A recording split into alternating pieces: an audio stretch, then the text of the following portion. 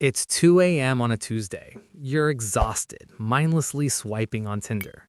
It's the usual parade of guys holding fish, standing next to rented cars, or answering prompts with one word.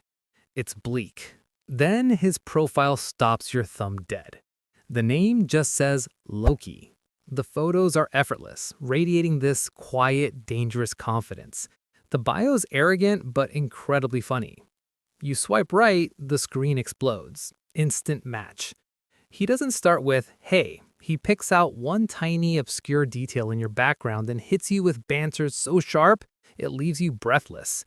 The DMs escalate at light speed. By Thursday, he's sending voice notes. This is where he officially sets the trap. Words are just words, but a massive 38% of meaning in any communication comes strictly from the tone of voice. His pitch is low, smooth, and perfectly calibrated. It bypasses your logical brain entirely and triggers pure adrenaline. You sit in your bed playing his audio messages on loop. He starts talking about spontaneous midnight flights and exclusive invite-only art shows.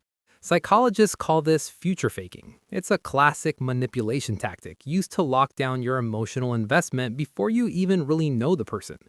In the back of your mind, a little alarm bell rings. It feels entirely too good to be true. You completely ignore it.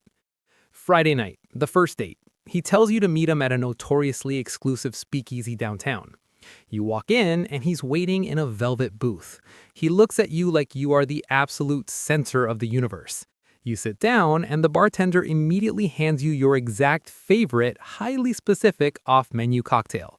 Loki didn't even order it out loud. He just smiles. He's charming, glib, and impossibly smooth, which happened to be the textbook trait of a psychopathic trickster. He isn't just listening to your stories. He is mining you for data. He actively mirrors your deepest insecurities. He plays the ultimate lethal charmer, weaponizing intense emotional manipulation. By the end of the night, you feel profoundly, terrifyingly understood. Fast forward to week 2. Things are getting weird. You are completely isolated in his gravity. He showers you with godlike affection one day, then goes completely cold the next. It's called intermittent reinforcement, and it is turning you into a literal addict. You start to question your own sanity. You go to a restaurant and you swear you saw his face shift for a split second.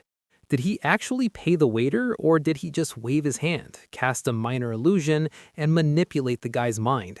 You feel like your reality is physically warping around you, which makes sense because he literally possesses the superhuman ability to warp reality and project illusions. You decide you need to pull the plug. It's too intense.